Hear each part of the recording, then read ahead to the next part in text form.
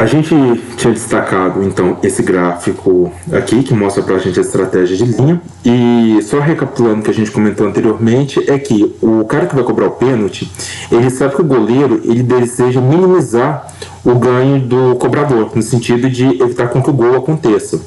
Então, para qualquer probabilidade que o jogador determinar entre chutar a bola para a direita ou para a esquerda, o goleiro ele vai agir de tal forma a minimizar o ganho do cobrador do pênalti. Como que ele minimiza? A gente mostrou no vídeo anterior que é essa parte cinza.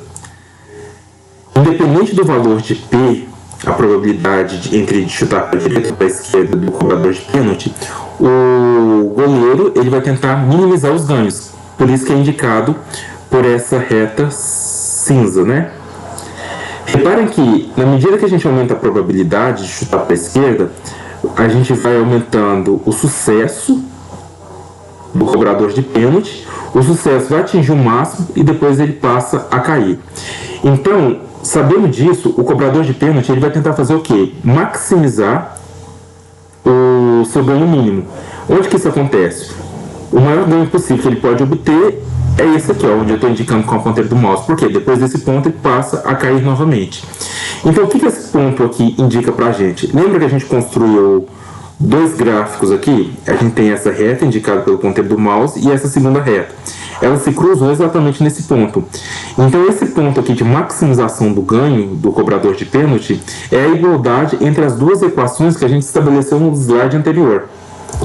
Então aqui a gente tem uma equação, que é uma das retas, e a outra equação, que é a segunda reta.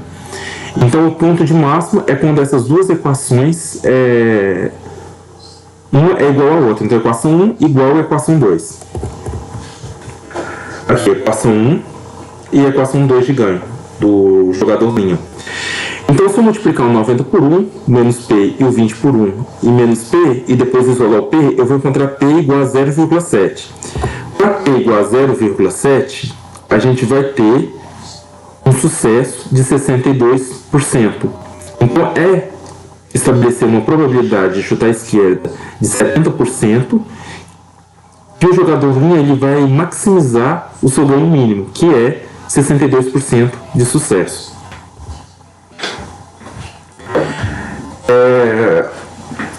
Aquela análise foi para o linha, ou seja, quem vai cobrar o pênalti. Agora vamos fazer a mesma abordagem para o coluna. Coluna é o goleiro que ele vai decidir entre pular para a esquerda ou pular para a direita. Agora vamos colocar a letra Q minúscula aqui para indicar a probabilidade do goleiro defender para a esquerda, ele pular para a esquerda. Como que a gente monta essa equação aqui? Da mesma forma que a gente monta anterior. Vou voltar alguns slides só para frisar isso aí. Quais são as etapas? A gente vai colocar em cima da matriz aqui qual seria o ganho da coluna para cada escolha que o linha fizer. Se linha chutar para a esquerda, qual vai ser o ganho da coluna? Menos 50 e menos 80. Se linha chutar para a direita, o ganho vai ser menos 90 e menos 20 vezes a probabilidade dele pular para a esquerda ou pular para a direita. Pular para a esquerda a probabilidade é Q, logo pular para a direita é 1 menos Q. Fazendo a mesma coisa que a gente fez para linha, a gente vai chegar em duas equações para o goleiro. Antes da igualdade a gente tem a equação de ganho e depois da igualdade a segunda equação de ganho. Da mesma forma como que no caso anterior, a gente igualando essas duas equações e isolando Q, a gente vai ter um Q igual a 0,6, ou seja, 60% dos casos o goleiro pula para a esquerda.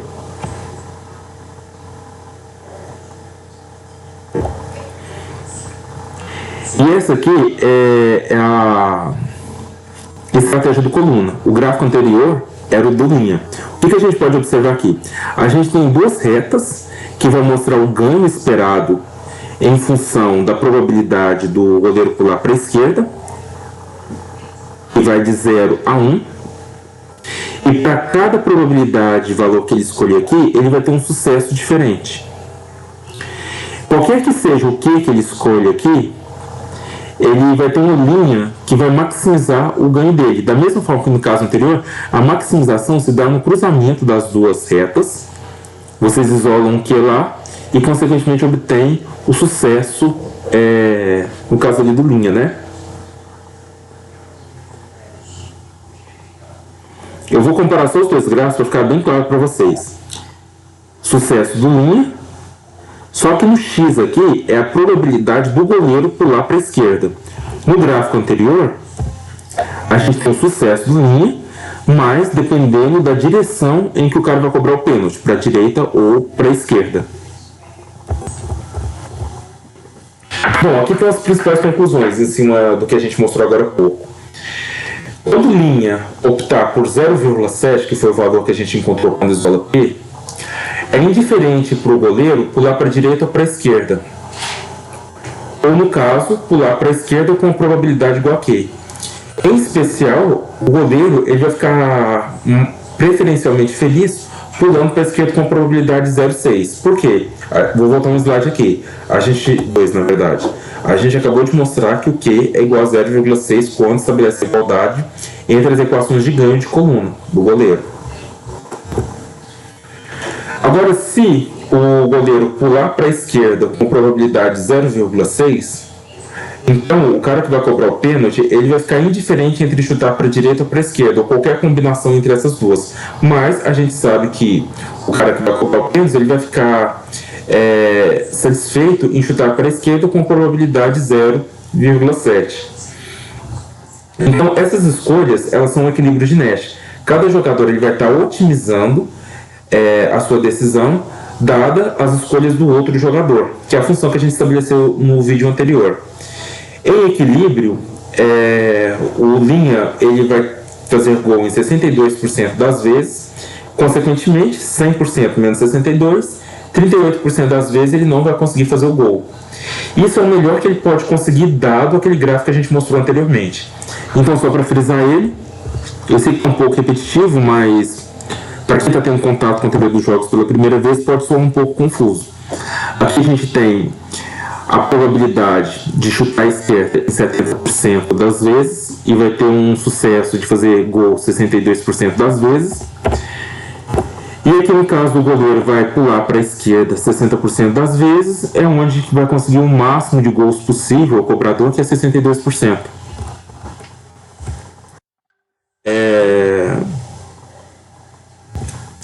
Aqui a gente está colocando as curvas de melhor resposta, com base nas conclusões que a gente tirou anteriormente. Repara que a gente tem duas curvas, uma cinza, essa que eu estou indicando aqui com o ponteiro do mouse, que é referente a Q, ou seja, para que lado o goleiro vai pular, e outra curva em preto, que é referente a que lado o jogador vai chutar a bola. Então, quais são os dois equilíbrios que a gente tem aqui? O equilíbrio em estratégia mista é aqui onde os dois se cruzam, que é 0,7 para P, que a gente fez o cálculo, e 0,6 para Q1.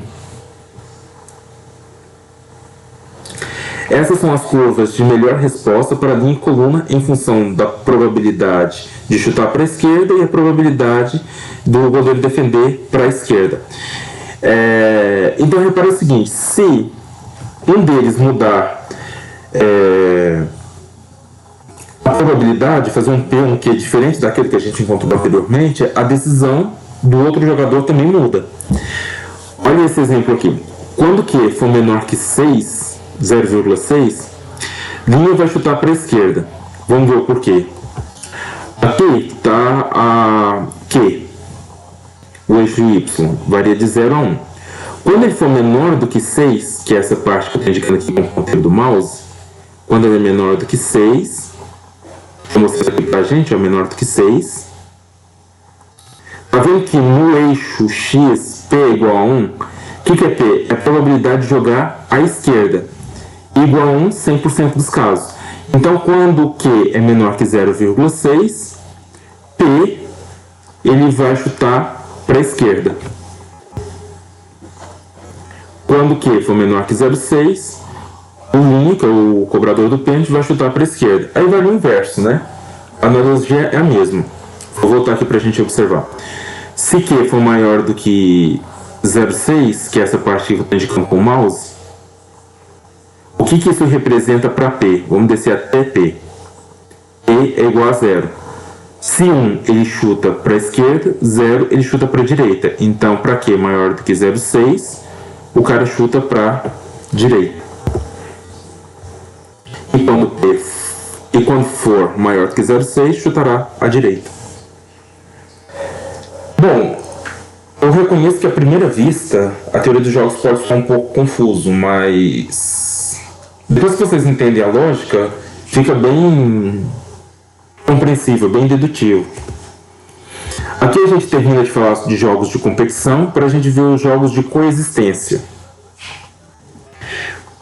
Bom, qual a situação que a gente vai colocar aqui? A gente vai imaginar duas espécies de cachorro, alguma coisa assim do tipo, que vai estar lá no texto. Eles podem ter comportamento de pombo ou de falcão. Basicamente, essas duas espécies vão encontrar um alimento e eles podem simplesmente dividir o alimento entre eles ou brigar por aquele alimento. A opção por brigar é o que a gente chama de uma estratégia de falcão, brigar pelo alimento. Consequentemente, um vai ganhar e o outro vai perder. A estratégia do pombo é deles dividirem aquele alimento, que é um comportamento mais manso. Então, a partir desses dois tipos de comportamento, pombo ou falcão, a gente vai ter resultados diferentes, que é esse aqui na tabela, onde a gente tem o jogador linha e o jogador coluna. O cão linha, o cão coluna, estabelecendo estratégia de falcão ou de pombo. Então vamos lá. Se linha estabelece a estratégia de falcão, o coluna pode estabelecer a estratégia de falcão ou de pombo. Só que a gente repara aqui que se for falcão, ele perde mais, então é preferível para ele ser pombo. Por outro lado, se linha estabelece a estratégia de pombo, coluna pode adotar falcão ou pombo. Nesse caso é melhor para ele adotar falcão. Bom, a analogia é a mesma se a gente analisar do ponto de vista da coluna. A ideia que a gente tem aqui é a seguinte: se os dois brigar por alimento, a perda conjunta vai ser maior. Se os dois dividirem, os dois saem ganhando, 2 e 2. Mas, individualmente, a melhor solução é aquela em que o meu inimigo, o cara que está lutando contra o alimento comigo, adota uma postura de pombo e eu de falcão, que daí eu ganho 4 e ele não ganha nada com isso. Bom, então vamos analisar, utilizando probabilidade, essa abordagem. Vamos colocar P, a probabilidade de comportar como falcão, ou seja, brigar pelo alimento, e 1 menos P, a probabilidade de ser manso e querer compartilhar. Então, qual que é o ganho esperado para falcão? Ou seja, brigar pelo alimento. Vamos chamar de H esse ganho. Vamos botar no slide anterior para a gente ver aqui. Se eu adoto a estratégia de falcão, eu posso ganhar o quê? Menos 2 se o meu rival jogar falcão, mas eu ganho 4 se ele jogar pombo. Então é menos 2 para falcão e 4 para pombo. Menos 2 para falcão e mais 4 para a estratégia de pombo. Agora, qual que é o ganho esperado para o pombo? Vamos chamar D o ganho do pombo. Se eu jogar pombo aqui na coluna, eu posso ganhar 0 se o meu inimigo jogar falcão, mas eu ganho 2 se o meu inimigo jogar pombo. Então é 0 para falcão e 2 para pombo. 0 vezes a probabilidade de falcão, mais 2 vezes a probabilidade de pombo. Eu fiz analisando a coluna, mas vocês reparem que, como tem uma simetria aqui, se vocês fizerem para a linha, dá a mesma coisa. Se linha jogar falcão, ele pode ganhar menos 2 se o coluna joga falcão e 4 se ele ganha pombo. Menos 2 falcão, 4 pombo. Então, assim, nesse caso de matriz simétrica, matriz payoff simétrica, analisar a linha ou a coluna, ela vai dar pra gente os mesmos ganhos esperados aqui. A sugestão que eu vou dar para vocês é sempre analisar o caso da coluna e o caso da linha. Para quem bateu o olho e já viu uma simetria ali, tá tranquilo, mas do contrário, de início, eu sugiro ser um pouco mais cauteloso nisso. Bom, então feita essa abordagem, a gente pensa na questão da população. Lógico que aquela população que oferir maiores ganhos, aquela espécie que tiver maior ganho, ela consegue aumentar a sua população. Então, para que a gente está fazendo essa afirmação?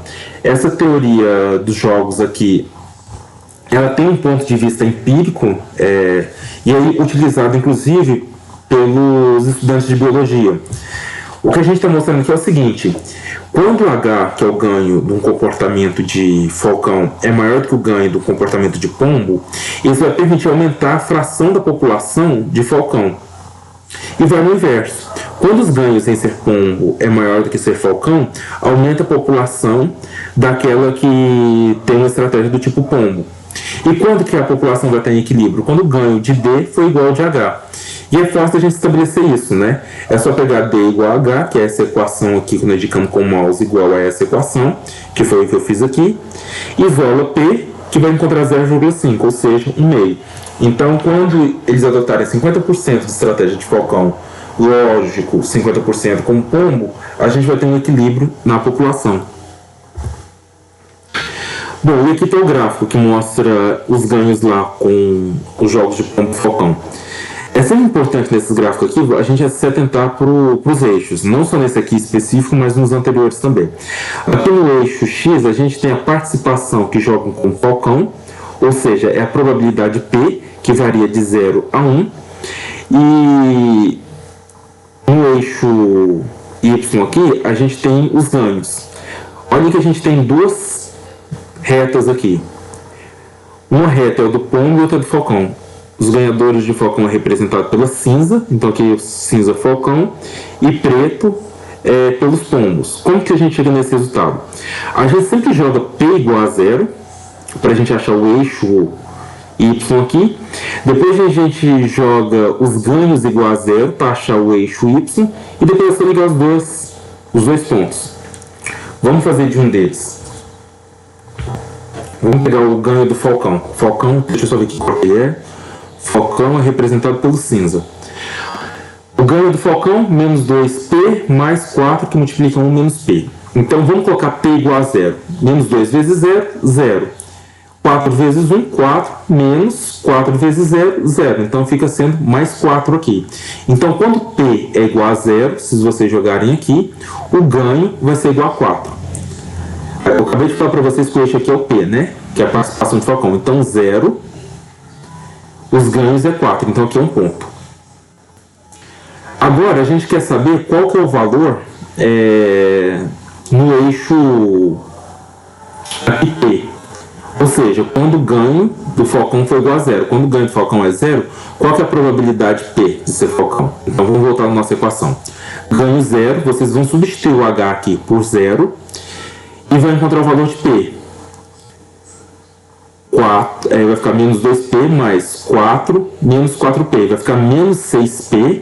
O 4 você joga ele para lá, vai ficar negativo. Então vai ficar menos 4 igual a menos 6P, né? Aí menos com menos multiplica por menos 1 fica positivo. E jogo dividindo o 6 para lá, dividindo, e vocês encontram o valor. Então vai dar um número entre 0,6 e 0,5. Aqui está indicado aqui. Depois é só ligar os pontos. Então a gente achou a linha cinza, que é aquela que representa o ganho do falcão. Como que a gente acha do pombo? O mesmo procedimento, desculpa, só que utilizando essa equação aqui, ó. 2 que multiplica 1 menos P. É inclusive mais simples, né? A equação. Quanto que dá o equilíbrio no cruzamento das duas retas, que é 0,5, que é o valor que a gente encontrou aqui, ó. Igualando as duas equações, P igual a 0,5, equilíbrio populacional. Aí vai naquela questão, e quando P é igual a 0,4? Então a gente vê aqui que P é igual a 0,4, a linha cinza está acima da linha preta, a 0,4. Isso quer dizer o quê? Que os ganhos de falcão é maior que os ganhos de cinza. E vale o inverso, né? Quando é 0,6, os ganhos dos pombos são maiores que os ganhos do falcão. Isso vai influenciar, como eu comentei para vocês, na população, até se restabelecer um equilíbrio.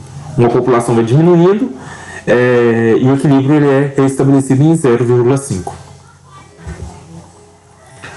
Bom, agora vamos na sequência, vendo jogos de compromisso. Isso é um jogo com um movimento sequencial, ou seja, um após o outro, né? E o importante daqui é a gente ver essa irreversibilidade, ou seja, toma uma decisão e não dá para voltar atrás, é irreversível. Por isso que a gente chama de um jogo de compromisso. Enquanto a possibilidade de observação ela é fundamental para que o outro participante ele tome a sua decisão. Então vamos analisar assim, pensar dois agentes, o A e o B. O A toma uma decisão que é irreversível. Então o B ele olha essa decisão de A para tomar a sua na sequência. Por isso que é um movimento sequencial. Aqui tem uma fábula do sapo e escorpião. Bom, vou contextualizar rapidinho, vocês leem lá no texto depois.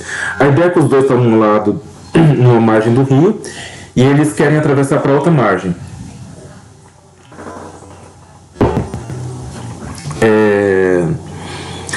Aí o escorpião quer subir em cima das costas do sapo, alguma coisa assim do tipo, para ajudar ele a atravessar. Só que o sapo fica com medo do escorpião ferroar ele e ele morrer. Aí o sapo vira pro escorpião, alguma coisa assim do tipo, e fala assim, por que eu faria isso, né? Correndo risco de você me picar. Aí o escorpião contra-argumenta, se eu te picar no rio, nós dois vamos nos dar mal, alguma coisa assim do tipo. Bom, essa é a ideia. Então os dois querem atravessar pro outro lado do rio, só que o argumento que o escorpião utilizou ele foi convincente para que o sapo deixasse ele subir para ambos atravessarem, né? A ideia ainda aqui é que o sapo ele ganharia em ajudar por ter feito uma boa vontade. Então, tendo essa introdução como base, vamos ver aqui o jogo. Aqui está o sapo. Ele pode escolher carregar o escorpião ou não carregar. Se ele recusar em carregar o escorpião, o resultado vai ser 0 e 0. O sapo não ganha um bem-estar por ter ajudado e o escorpião não ganha nada porque não conseguiu atravessar o rio, como era de seu interesse. Se, por outro lado, o sapo escolhe carregar o escorpião, com base na argumentação que o escorpião deu para ele, no sentido de que não faz sentido eu te picar, porque nós dois não nos daríamos bem com essa situação, então, na sequência, dado que o sapo escolheu então carregar ele, o escorpião ele pode ferroar o sapo ou não ferroar. Então, o que é o escorpião? Tá vendo que ele está marcado como cinza aqui? São os resultados que vêm cinza no nosso game aqui. Então, se o escorpião ferroa, ele ganha 5. E o sapo perde 10 porque morre. E se ele não ferroar, ele ganha 3. E o sapo ganha 5. O sapo ganhou aqui por ter feito a boa ação. Só que se a gente olhar os resultados do escorpião, a gente vai ver que ele ganha mais quando ferroa. E ele acaba ferroando na historinha que vocês vão ler lá. E o sapo acaba perguntando, você me ferroou? Por quê? Meu instinto animal. Ele responde alguma coisa do tipo. Então, se o sapo olhasse esse jogo de trás para frente, ele veria que o ganho do escorpião é maior quando ferroa e ele optaria, consequentemente, por não atravessar com o escorpião. Porque é melhor ele não ganhar nada, não atravessando ele, do que atravessar e perder 10. Agora, vamos supor que a gente coloca pressupostos, aqui é o mesmo exemplo lá do anterior, em que mude os incentivos do escorpião. Vou voltar só alguns slides. Se a gente conseguisse colocar uma irreversibilidade na decisão do escorpião. O escorpião fala para o sapo atravessar ele, mas a gente coloca condições na qual o escorpião ele não pudesse voltar atrás naquela decisão de ferroar o sapo. Aí lá no texto vai colocar alguns exemplos para isso. Por exemplo, se você matar o sapo ferroado, depois que você atravessar, acontece alguma coisa com você, punitiva. Aí o que acontece é o seguinte, agora se ele ferroa, como vai ter uma punição depois, ele vai ganhar somente 2. Mas se ele não ferroar, ele ganha 3. Então, consequentemente, ele ganha mais não ferroando. Nesse sentido, olhando de trás para frente, valeria melhor para o sapo ganhar 5, ajudando ele a atravessar e ter feito uma boa ação, do que não ter ajudado a atravessar e ficado com 0. Eu não sei se eu fui muito rápido em explicar os dois casos e as possibilidades, mas ele é bem simples, intuitivo. E o texto está bem explicado lá no Variant. Bom, aqui vai ter um outro caso, que é o de jogo de compromisso, que é o do sequestrador cordial. A ideia aqui é o seguinte, o o sequestrador fez o sequestro, redundante, né? E só que a família do cara que foi sequestrado não tem dinheiro para pagar pelo resgate. Então, o sequestrador está num dilema. Ele pode matar o cara que foi sequestrado, só que ele vai perder com isso por ter feito uma ação, vai se sentir mal, etc. É engraçado que nesses exemplos ele se sente mal por matar, mas não sentiu mal por sequestrar, né? Enfim. Ou ele pode soltar o cara que foi sequestrado. Só que quando ele solta o cara sequestrado, ele corre o risco de ser entregue, dado que o cara que foi sequestrado conhece a identidade do sequestrador. Então o que acontece agora? O dilema cai agora para o refém. O refém ele tem que dar uma série de garantias em que prove que ele não vai entregar o sequestrador. Então vamos analisar aqui a teia do jogo e depois a gente vê esse segundo caso. Vamos lá. O sequestrador, dado que a família não pode pagar pelo sequestro, ele pode matar o cara que foi sequestrado. Nesse caso ele vai se sentir mal e perde -3. Mas o cara que perdeu a vida vai perder muito mais, né? Ele perde -10. Por outro lado, o sequestrador ele pode libertar o sequestrado. Aí esse refém, ele pode identificar o sequestrador, entregar ele, ou não identificar. Só que repara que ele vai se sentir melhor entregando o sequestrador. Ele ganha 5 em vez de 3. Só que o que acontece? O sequestrador sabe disso. Então, se ele analisar a teia de trás para frente, ele vai ver que, ao refém escolher identificar, ele vai perder 5. E perder 5 é mais do que perder 3. Ou seja, nesse caso, ele optaria por matar o cara que foi sequestrado. Então, qual que é uma forma de o refém conseguir sair livre disso? É se de algum meio a gente conseguisse reduzir os ganhos do refém. Vamos supor que o identificar aqui, em vez de 5, a gente consiga fazer ele virar 1.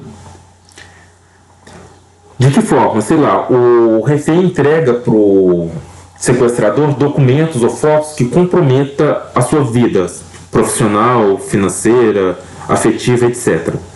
Então, quando ele faz isso, cria um custo para o refém o fato de identificar o sequestrador. Porque ele identifica o sequestrador é preso, perde -5, só que o que o sequestrador faz? Tem uma garantia, tem as fotos, os documentos, que entrega para a polícia e o refém também vai ser punido.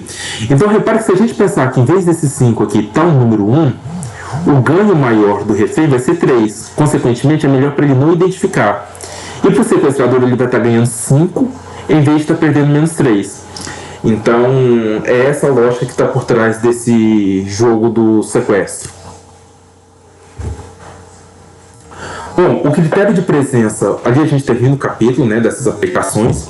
O critério de presença para essa aula vai ser comentar um jogo que eu não coloquei aqui nos slides, é o jogo de extorsão. Vocês lendo o texto lá, vocês vão chegar nele, vendo a sequência desse aí do sequestrador.